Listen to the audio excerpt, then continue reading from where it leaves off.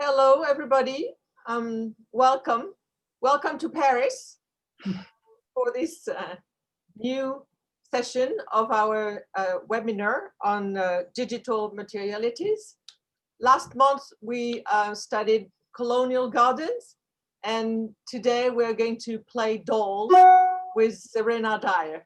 It's a very great pleasure and honor to have you today deliver this conference on dolls, but I'm going to let Ariane specify a bit more about the content of your presentation today.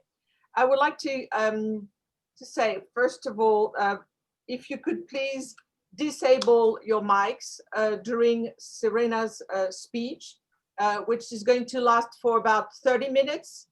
And I would like you also to use the chat session to write your questions. And then after Serena's presentation, we'll have a moment for questions and answers for about, 25 minutes. Ariane, I think it's time for you to present. Yes. And I forgot to say something. We co-host Ariane Fento, Dr. Ariane Fento and myself this new webinar, and we just started, and we are very pleased to have you all from all over the world with us today. Thank you. Thank you, Geraldine. So indeed, it's my great pleasure as a dress historian myself to welcome Serena Dyer for this second session. Although this webinar is not just on dress, because I am myself interested in dress, there are a few other dress sessions, so I'll just point those out. And in particular, on the 8th of February, we'll be welcoming Sophie Pittman, who's going to present us with her research on the reconstruction of a 16th century doublet. So I'm personally very excited about this session as well. We have a website, so you can find us on a website, and on Eventbrite you have all the other events, so you can book for Sophie's paper if you're interested. But today we have the great pleasure of welcoming Serena. And she is, for those of you who don't know her formally, she's a lecturer in the history of design and material culture at De Montfort University, which is soon going to change its name, we hear, in Leicester, in the UK. She has edited with Chloe Wixton-Smith, who's in York University, Material Literacy in 18th Century Britain, a Nation of Makers, which has just only been published with Bloomsbury. And there are a few copies around in the real world, but with COVID, there's problems. Here we go. You can show it at the beginning, maybe, of your talk. There's a problem with shipment, but it is there, and it will. I'm very much looking forward to holding a copy in my hands. And she's also the author of Material Lives, Women Makers and Consumer Culture in the 18th Century, which is forthcoming with Bloomsbury as well. And I think today her presentation is based on a chapter from that book, or a section of that book. And she's going to be talking about the collection of dolls assembled by an 18th century woman called Letitia Powell. And I'm very intrigued and excited because I had encountered Letitia Powell in my own research a long time ago.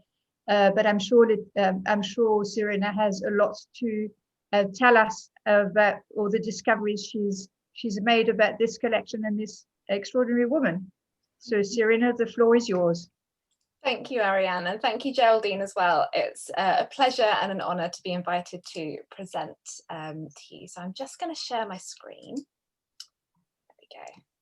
Hopefully that has worked. Yes. Yeah? Lovely. Okay.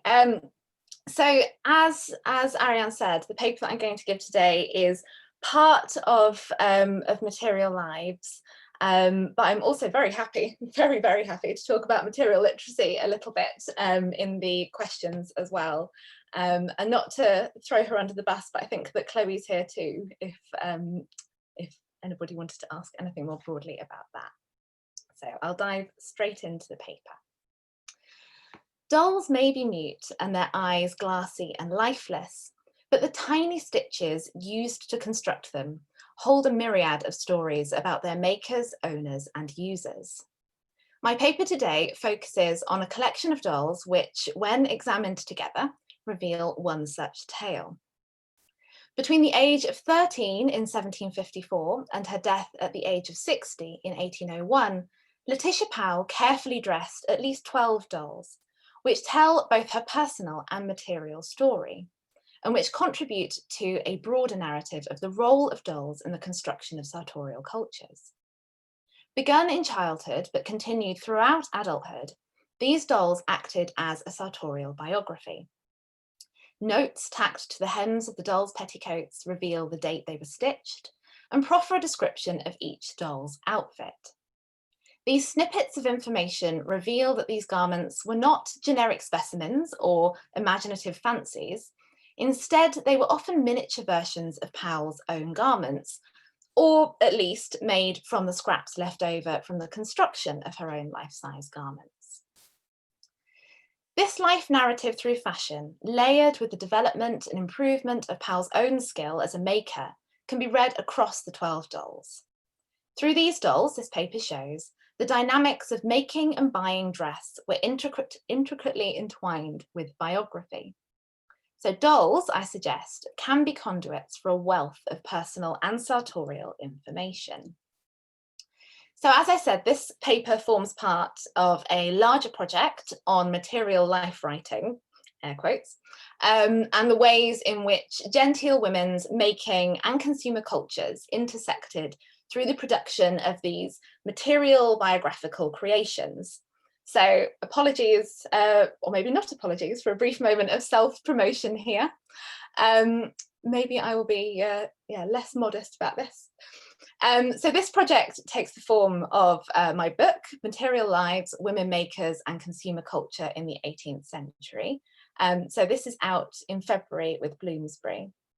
As I was saying at the beginning, I was sort of hoping that I might have the author preview copies already, but sadly, like material literacy, they've been a little bit held up. So Material Lives explores Powell alongside various other 18th century women who engaged in similar processes of creative material life narrative. So the 18th century is quite well established as being characterized as a period of sort of material eruption in which consumers were faced with an increasingly sophisticated and rich material world. In response to this abundance of goods, fresh behaviours for mediating individual relationships with the material world were fostered, which diversified from traditional methods of recording like the household inventory or the account book. These supplementary methods of reporting and recording extended beyond traditional production and consumption paradigms, and some acted as forms of material diary. Genteel 18th century women, I argue, fashioned narratives of their lives through series of objects, both purchased and homemade, which sat at the conjunction of the manual labour of making and cultures of consumption. So there's this sort of consistent interplay between the two. The interiority of the self was negotiated through commerce and through craft in these productions. So alongside Powell, the book looks in depth at Barbara Johnson, with whom the 18th centuryists amongst you might be familiar, as well as Anne Franklin Lewis and Sabine Wynne. And there's also lots of snippets of other lives of women that feed through these four dominant stories. So this model of material life writing forces us to reconsider the boundaries that we often impose between literary life writing, the historical record, and artistic endeavour. So on to Letitia Powell. So there's no paper archive of Letitia Powell's that survives. There's no words from her pen that remain in the historical record. Her 60 years of life have been reduced to a series of birth, marriage and death announcements in newspapers and parish registers, as well as a passing mention in a privately published family pedigree and the genealogical accounts of her grandson, Robert Baden-Powell, who was the founder of the Boy Scout movement.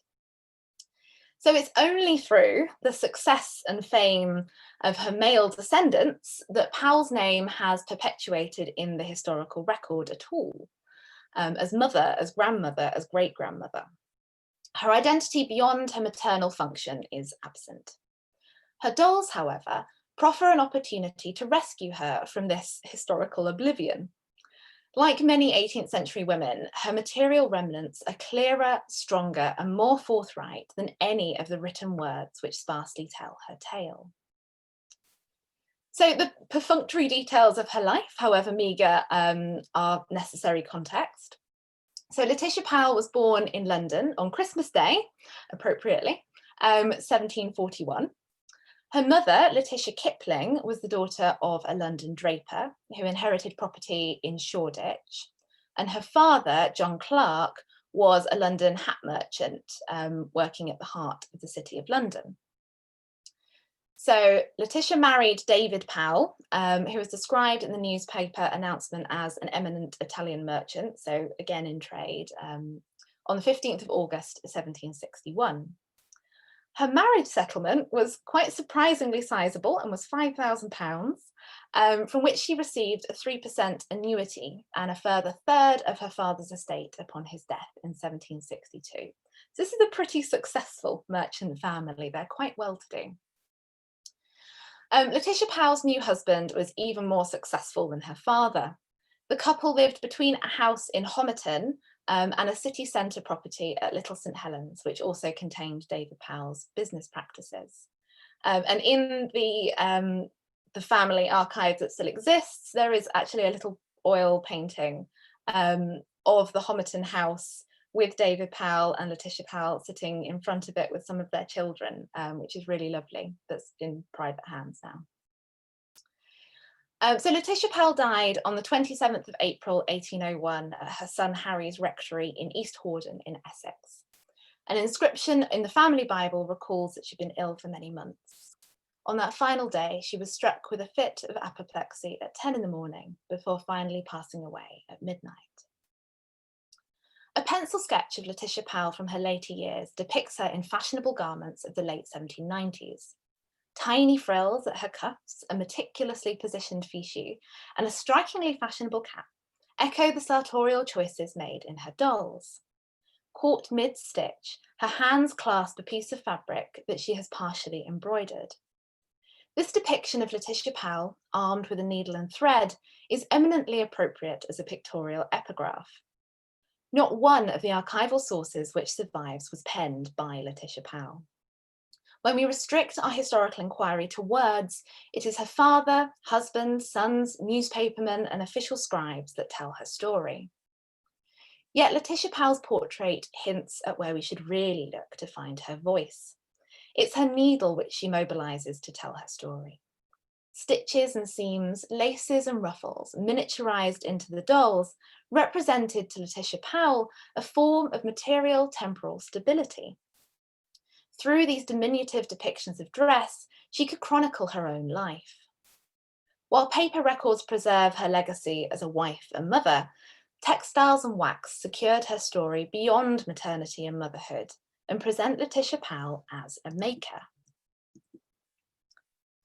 So the intimate details of Powell's life may not survive through traditional paper records, but the sartorial snapshots captured in the dolls offer an alternative and rich route into her life.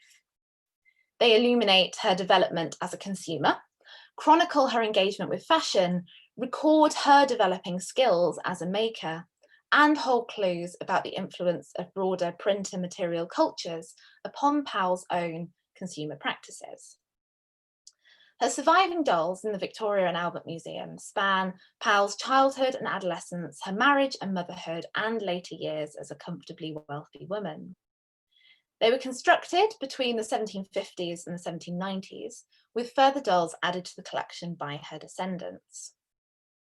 As Powell transitioned between each stage of her life, her dolls captured her evolving tastes, priorities, and skills. Although by no means uniform in their presentation, they explicitly present a chronological narrative of a material life in microcosm from the ages of 13 to 51. Through each tiny stitch, ruffle and hem, Powell charted the process by which she acquired and developed her material literacy as a maker of clothing, from the unskilled and crude experiments of her teens to her perfect wedding gown in miniature at the age of 20, and on to the skilled creations of adulthood. The dolls captured Powell's life cycle, both through her making and her consumption, and underline the dynamic and symbiotic relationship between stitching, shopping for, and wearing clothes. So Powell's earliest surviving doll, pictured here on the left, dates to 1754, when Powell was 13 and she would have been living at her father's house in London. So she's right at the centre of the capital's bustling mercantile culture of the 1750s. So this doll is small and rudimentary, standing at barely 20 centimetres tall. The doll's wax head is framed by a halo of little metal pins, which probably once attached a cap or headdress to her now bare scalp. Under her skirts, her wax upper body transmutes into a wooden peg leg. She wears a stiff paper petticoat, which acts as her pannier, holding out the wide skirts. Over this makeshift paper dress support sits a glazed cotton petticoat, stitched with gigantic loose stitches, placed over ½ inch apart. Like all the dolls, a handwritten note is pinned to the petticoat. On this doll, it reads, "Fashionable full dress for young lady, 1754. Over the petticoat, the doll dons a gown of white silk woven with a small rosebud pattern and a stomacher of blue silk woven with a circle repeat. The gown is haphazardly trimmed with braids of pink silk and silver. A pair of leading strings, a symbol of childhood and staple element of girls' clothing in the 18th century, hang down the back of the doll.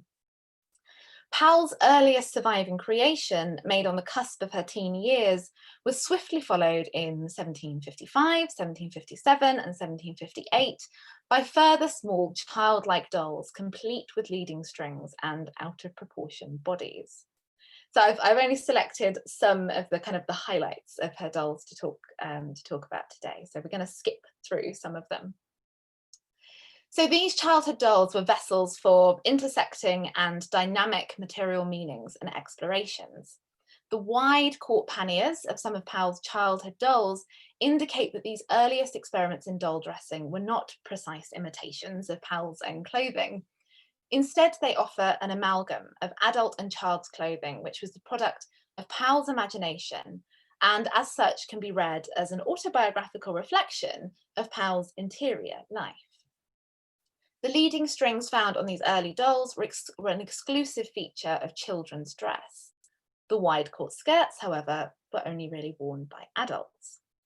In life-size clothing, the two were not combined. So here, mimicry and make-believe sit side by side. These hybrid features are not unique to Powell's dolls, as numerous other toy dolls from the period demonstrate. As Ariane Feneteau has outlined, dolls could play a subversive role in the hands of a child.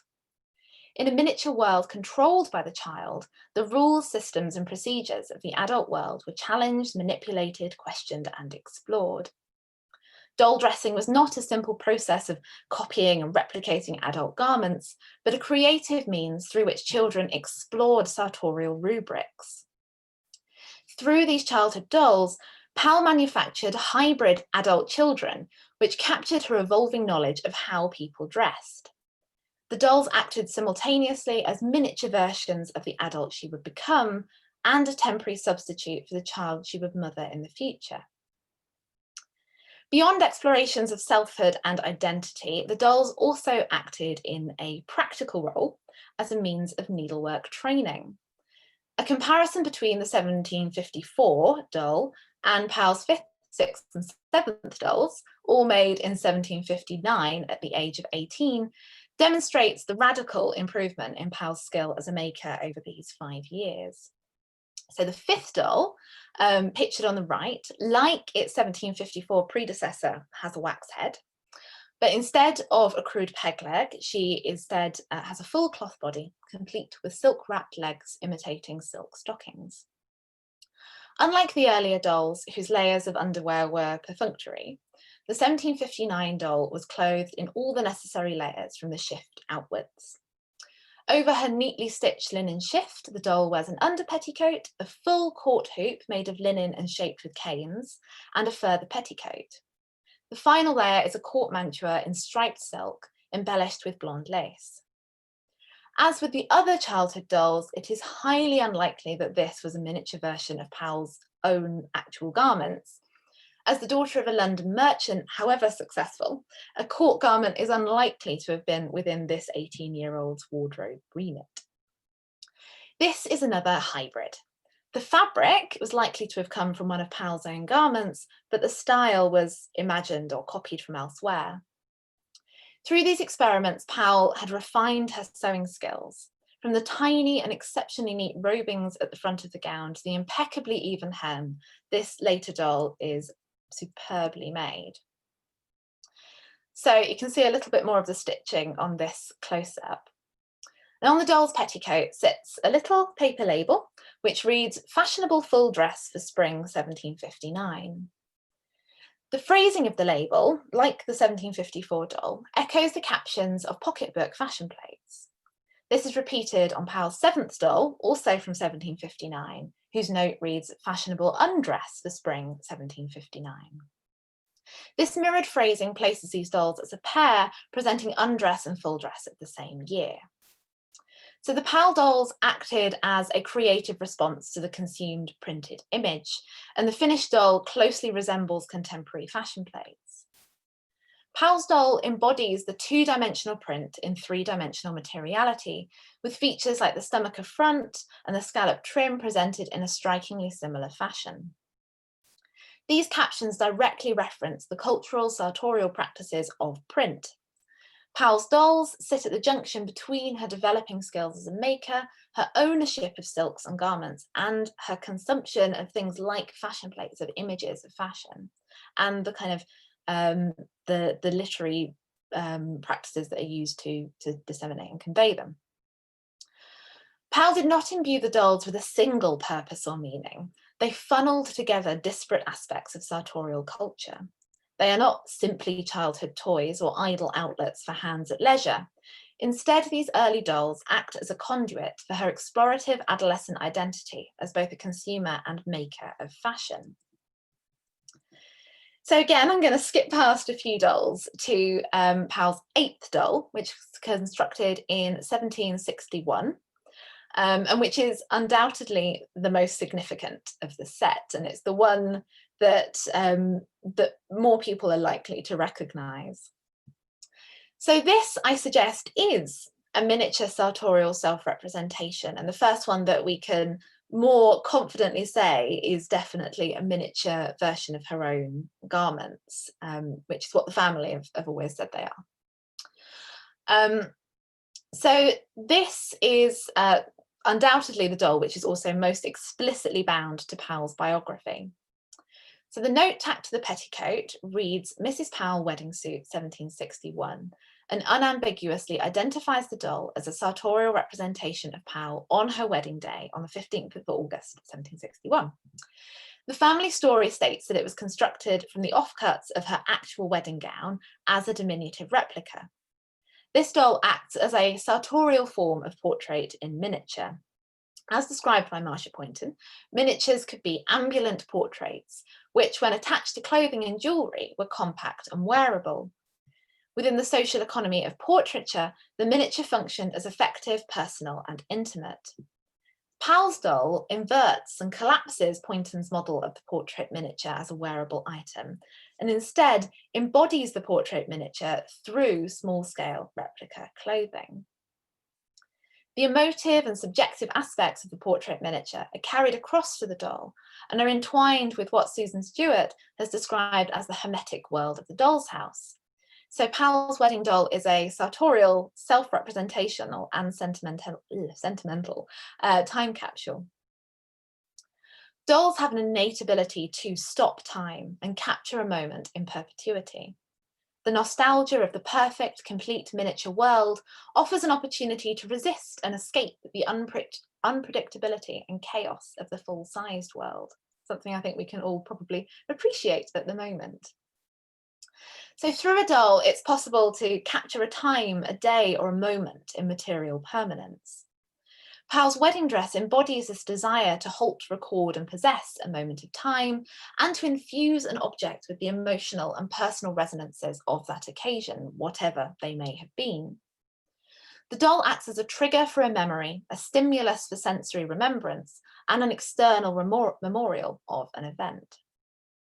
So while the wedding dress actually worn by Powell may have been cut up and repurposed, updated, reworn, the doll remains constant. As taxonomies of sentimental value, such objects act as companions to our emotional lives, which aid in the navigation of the relationship between the self, others, and the material world. So this doll itself is expertly dressed. The doll has a wax head, glass eyes, and a stuffed body with a carefully styled wig of human hair. Like the 1759 dolls, she wears a shift with a tiny neat hem and an under petticoat. On top of these, she dons a luxurious quilted petticoat of ivory silk satin. The diamond patterned quilting was executed with painstakingly minuscule running stitches, and the repeat is remarkably regular. It's very, very neat, very, very regular stitching. The contrast between this expert needlework and the huge loose stitches of the 1754 doll is palpable. Alongside the continuing development of Powell's ability as a maker, the wedding doll also shows a greater acknowledgement of the doll's miniature status. Unlike the scale of the motifs on the woven fabrics, the quilting has been scaled down to be in proportion with the size of the doll. While this petticoat may have been made of scraps of fabric from a full-sized quilted petticoat, the miniature quilting must have been accomplished specifically for this doll. This tension between the proportionate size of the quilting and the disproportionate scale of the floral figured design on the silk of the gown reveals two modes of authenticity at play in the dolls. While miniature scale is respected and observed in the quilting, it's the authentic status of the outer silk, that it actually came from her wedding dress, that it's genuine, which is prioritized over congruence of scale. So as I said, I could go through all the dolls, jumping through some more, and I'm going to briefly reflect on three more before offering some final general thoughts and observations. So the years immediately following Powell's wedding do see a break in her doll making. The ninth of the dolls was constructed in 1769, so 8 years after her marriage, and she wears a Brunswick. Made from a checked silk, the doll perfectly captures the myriad of features specific to this particular garment. So purportedly popularised by Princess Augusta upon her marriage to the Duke of Brunswick in 1764, and worn throughout the late 1760s and early 70s, the Brunswick constituted a jacket and petticoat combination. The jacket featured the stacked box pleats of the sackback, along with long sleeves reaching beyond the elbow flounces and down to the wrists, a hood, and a false waistcoat or buttoned compere front. Powell's doll retains all of these myriad features unique to this particular style. Bias cut silk imitates stockings on the doll's legs, and her feet are clad in tiny silk shoes with leather heels. She wears a carefully constructed shift, an under petticoat, and a petticoat of the check silk, all reflecting the same exquisite workmanship as the wedding ensemble. The silk of the Brunswick, now faded to this muddy blue-grey, was actually once a vibrant candy pink, which you can still see between some of the seams and underneath the hood. But sadly, the V&A wouldn't let us take that up to take a photo of it.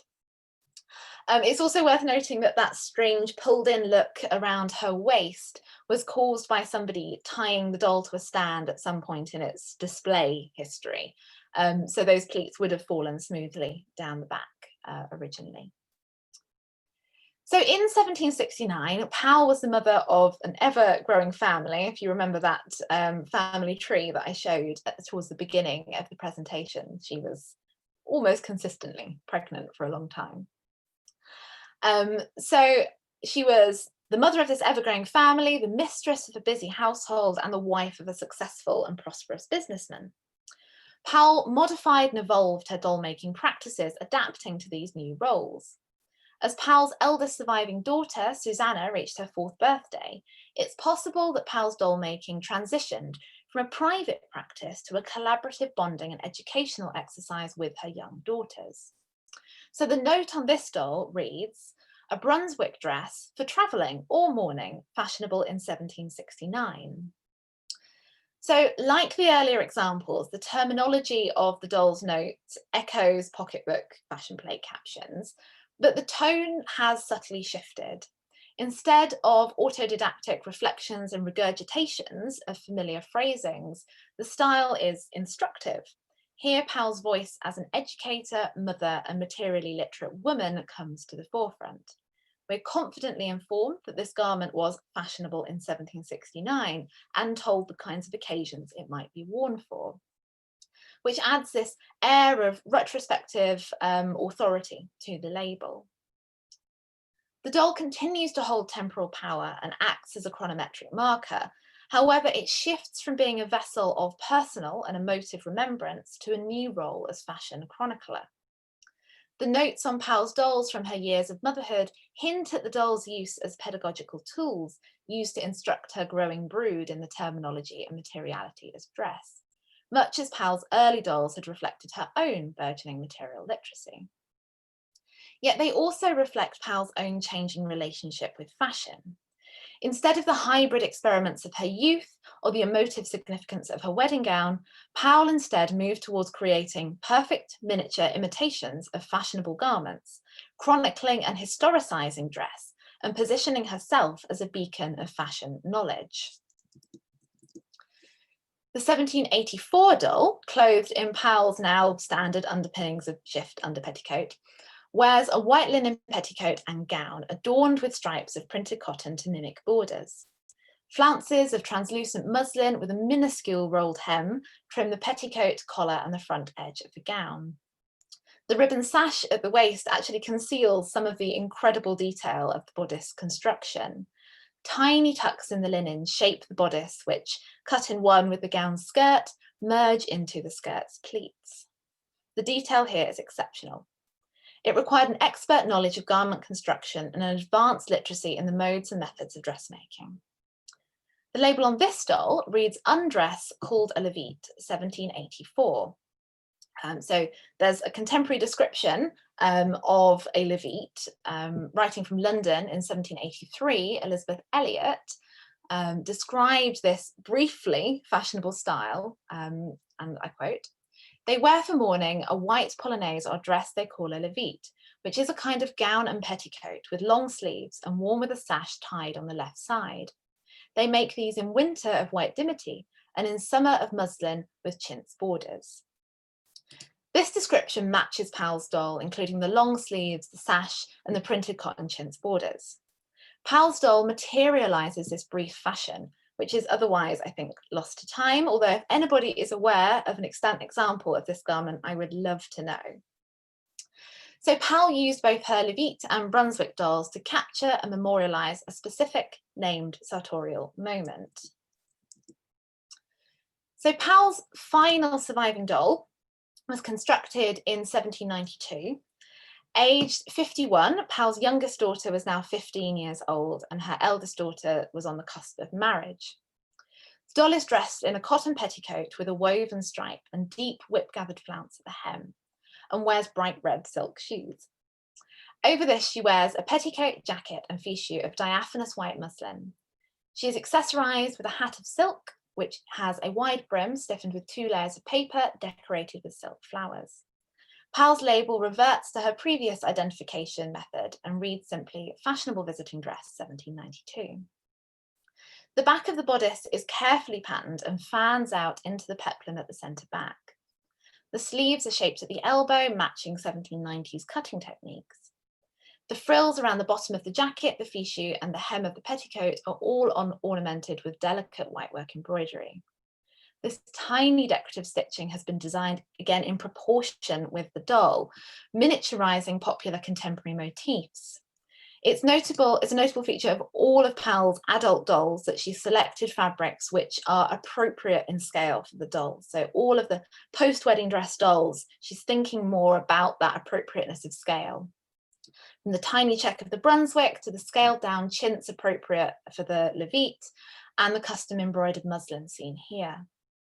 The sympathy between doll and textile creates an illusion that the doll was, quite literally, miniaturized, a shrunken down woman's garment. As a culmination of Powell's lifelong making of dolls, this final creation epitomizes the progression of her skill as a maker. So although Powell's death in 1801 prevented the production of further dolls, her legacy did not die with her. Around 38 additional dolls were constructed by her descendants, who continued Letitia Powell's doll-making tradition for another century. The last doll was added to the collection in 1911. At some point in the later 19th century, supplementary labels were also added to the dolls, which simply stated the year that the doll represented. By 1919, when the collection was donated to the Victoria and Albert Museum by Harry Powell, Letitia Powell's great-grandson, the collection was framed as a series of costume dolls. The complex and layered motivations and meanings with which Powell imbued her dolls were, to some extent, masked by this categorization of the dolls as a simple timeline of costume history. The smattering of furniture, which accompanied the dolls upon donation, was also dislodged from its context. Coal scuttles, mirrors, 2 fireplaces, one for a kitchen with a mechanical clockwork spit and the other with a smart overmantel moulding, a fire screen, a dish of cauliflowers, and even a miniature monkey once surrounded the dolls, along with a plethora of other doll's house paraphernalia. This incongruence between the historicised cavalcade of fashion and the conventional collection and arrangement of doll furniture brings us back full circle to those first hybrid concoctions of Powell's. Experimental, playful, and inharmonious, dolls can never be classified as simple children's playthings. So the symbolism and purpose of Powell's dolls was perpetually renewed throughout her lifetime and beyond. Although they were constantly in flux, the themes and stages of Powell's life narrative can be perceived through the dolls.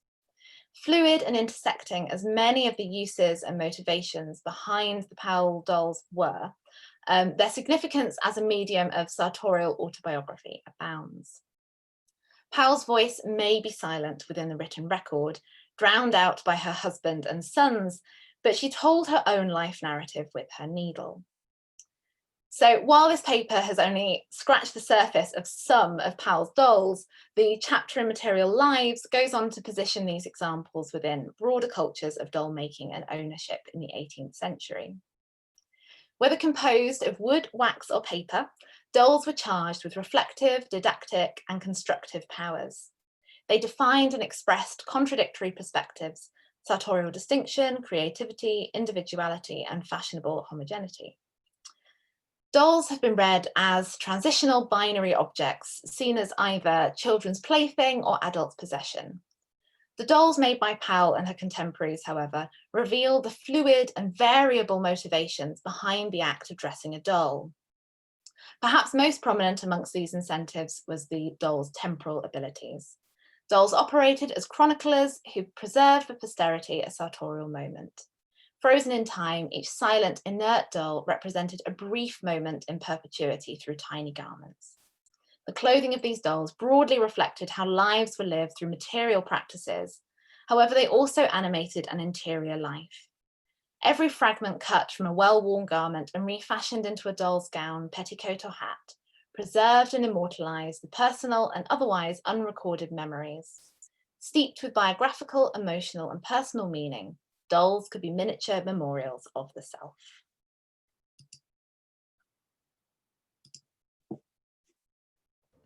Thank you very much, Sirene. I'm sure people behind their switched off cameras will join me in giving you a big round of virtual applause. And we already have some questions from the audience. So I've kept a track on the order in which the questions were asked. So I'll first ask Carlos if he wants to unmute himself and ask his, I think he had 2 comments. Yeah, I was wondering if the 1791 doll was a bridal doll, which you answered. Thank you very much. And the other one, is your work, to your knowledge, known by Winterthur Museum and Library here in the United States? I don't know. I have been in touch with them about various parts of the book at various points, but I don't know if they're aware broadly. I don't know. All right, thank you. They should know. If they don't, they should. And then I think Chloe had a question.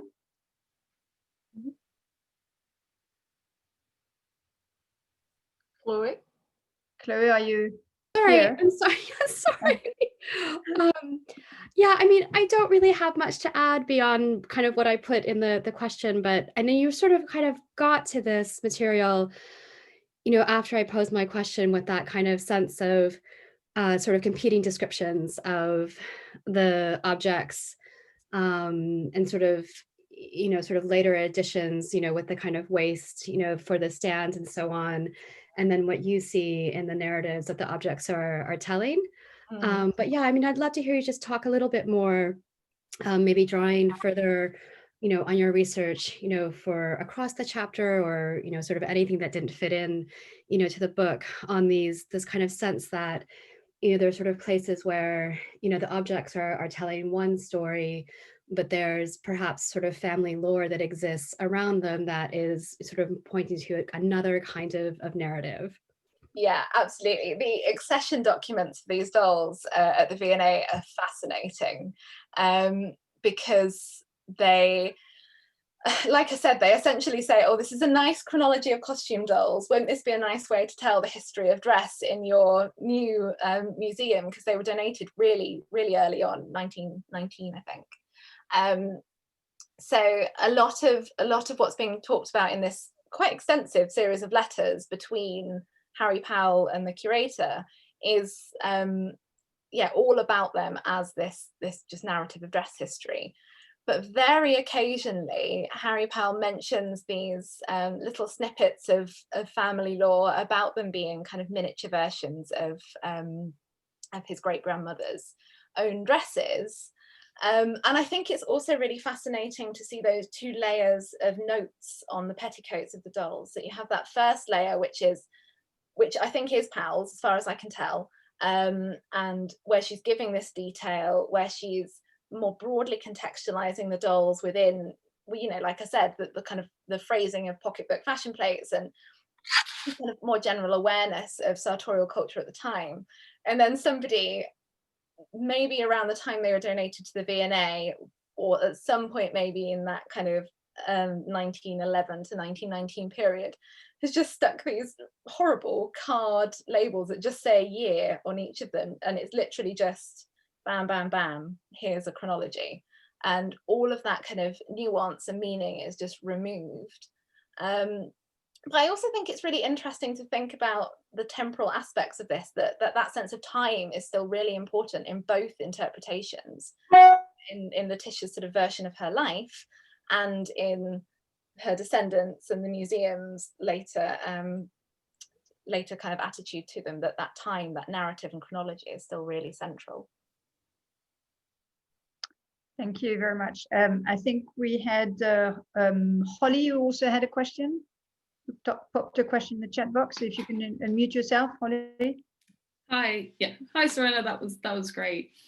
I was just wondering a bit about the display of dolls more generally, because those little stands, it really unlocked a memory in my mind of my grandmother having all these dolls across a wall when I was younger, these kind of displaying the different fashion. They each had a different stand.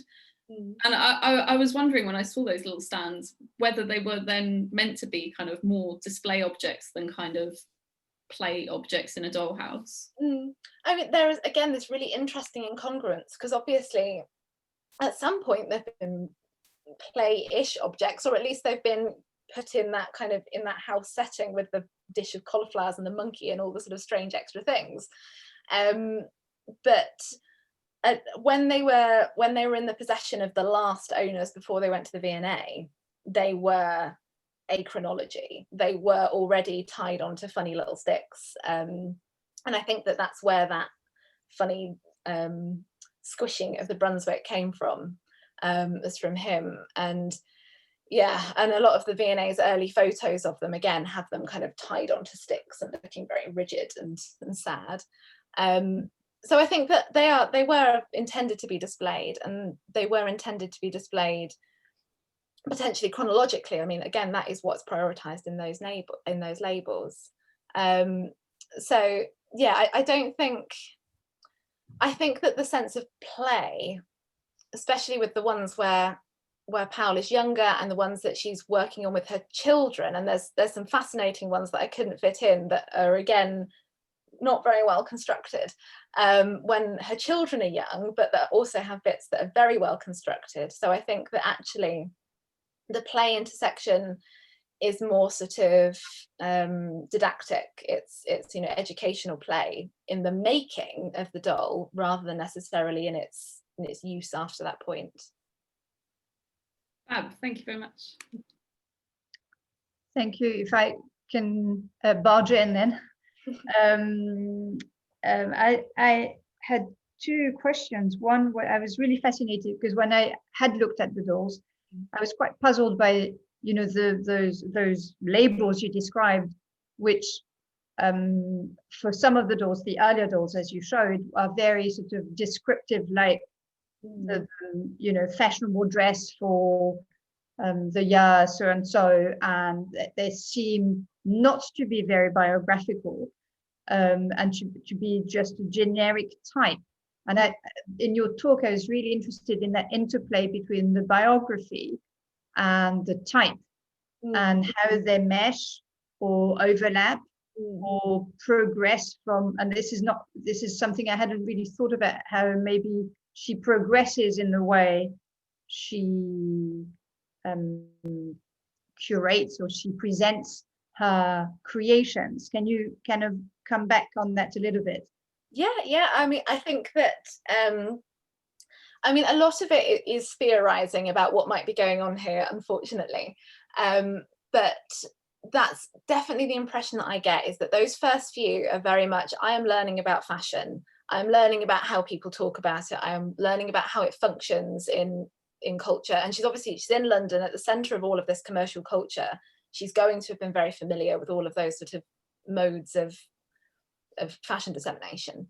And then I think that wedding dress is that point of change where I think you can see her becoming slightly more personally biographical with them. And then, as I say, there's this massive jump, as you know, to the ones through the sort of, well, the 60s, late 60s one, and then the 80s and 90s ones. And I think that, there's a few that I missed out that, like I said, with that funny 1780 one that doesn't have, as far as I can remember, doesn't have a particularly descriptive label on it. It is just maybe the year, but it's this really strange one that seems really incongruous with the rest of them, which is why I think she's slipping back to doing that sort of playing with the children. And it's sort of, slips back to that earlier kind of method. But I found lining up the chronology of the dolls with the chronology of when she was having her children and what ages they were, and when there's some others that are sort of, well, somebody just died and she becomes a lot less productive and that sort of thing. Which, as I say, is sort of a theorizing, unfortunately, but there definitely does seem to be a sort of a meshing there. Thank you very much. If I can carry on, another question about the chronology. That's another sort of incongruous you pointed out, which I think is fascinating, between the different chronologies of her life and the chronology of making, which sometimes again overlap, so you can see the progress or the improvement in her technique. And about the wedding doll, I was wondering whether you could match in a way, the improvement in her technique, which in other words, do you know when, or can you theorize on when she actually produced that doll? Did she produce it, or is she likely to have produced it when she actually got married or close to the wedding? Or as in a way, something you pointed out, which is maybe it's a memorializing, maybe she made it years later to kind of recapture that moment. Do you have, is the material evidence there helping you to? So I personally think that the wedding dress doll was made possibly after she got married, but around the time that she got married, and it is made from those scraps of fabric from the dress. We're having an interesting conversation a little bit about scraps and things. I think it was at the 19th Century Dress Reframed event on Sunday. Or maybe it wasn't. No, maybe it was at Sartorial Society last week. Too many dress history events. About sort of how these are kept and how these are stored and then what's done with them. And I think that that what's really interesting to me is that this is a kind of a thing that you can do with those leftover scraps. That there's a sort of a sense of you know, not wanting to leave anything unused. You've got these little tidbits from left over from making a gown. What can you do with them? Oh, you can make a miniature version of that gown. So I don't personally think there's a particularly long gap between each doll and the gown, whatever it might have been, that it was sort of made from the scraps of. So I think that it's probably relatively close in time that it's made. And I think that the notes hint at this as well, that there is that kind of change, that it's not like they're all written in an identical way and therefore probably all produced at the same time. I think that's how you can kind of trace the undulation. And yeah, I mean, it's very, very similar in how it's produced to the couple of dolls just before it, the 1759 dolls. So I do think that they were all probably produced around that time, between sort of 18 to 2021. They all seem to have a similar skill level. Yes, Thank you very much. for you, Serena. Well, thank you for this fascinating presentation. And I have to say that I was amazed at the beauty, the sheer beauty of your slides. I have a question which comes from my interest in American patchwork quilts. My question is, did you find any specific message other than the labels in the dresses of those dolls? Maybe something secret, something hidden, maybe in the hems of the skirts? I'm asking because when you study American quilts, you discover messages written in ink or hidden in specific patterns. And I was wondering if you had come upon such treasures.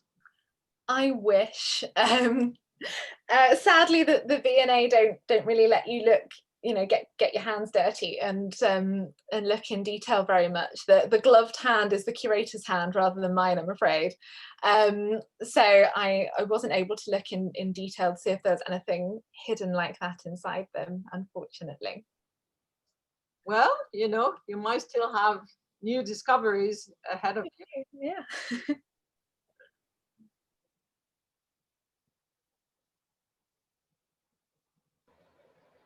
Do we have more questions, Ariane? Yeah, I don't know. Don't be shy. We still have 2-3 minutes for more questions if you're. A lot of congratulations. We read. Fascinating. Wonderful. Okay. One more question, maybe?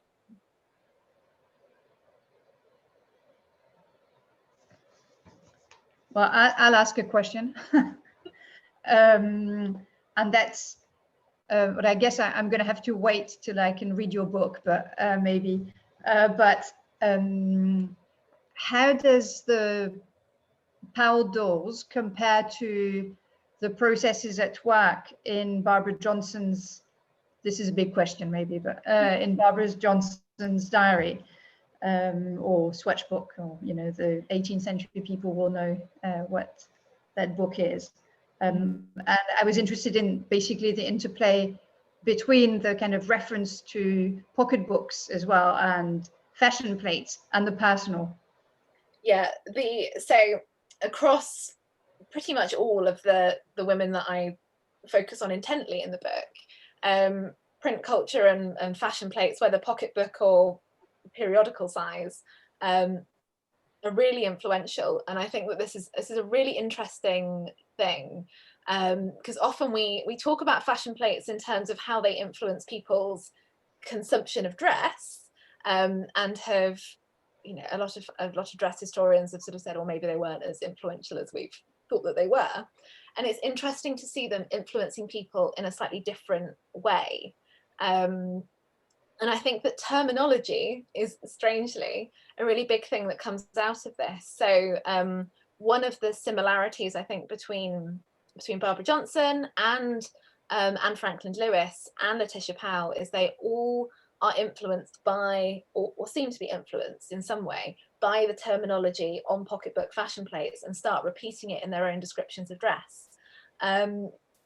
So, as you know, Barbara Johnson's album, she has the pocketbook fashion plates and the fabric samples and things. And you start to see terminology that appears in the captions start appearing in her own descriptions. So that's fascinating. I mean, more broadly, the kind of the similarities come through this consistent, continual dedication to recording your dress. And the way that the book is structured is it's in 4 chapters, and each of the 4 chapters looks at a different kind of method of recording. So Johnson's chapter is all about material accounting, so like creating an account book but thinking through materials rather than thinking through numbers. And obviously Letitia Powell's is all about dolls, and there's also paper dolls and things like that in there. Anne Franklin Lewis's is all about watercolors and artistic creation. And then Sabine Wynn's is, again, it's about dress prints. So it's about that kind of interconnection of fabric and print again. So print comes up a lot across all of it. But the central theme is really that it's all about that intersection of consuming and making, and how those two things come together as a way of telling life narrative, whether intentionally or coincidentally.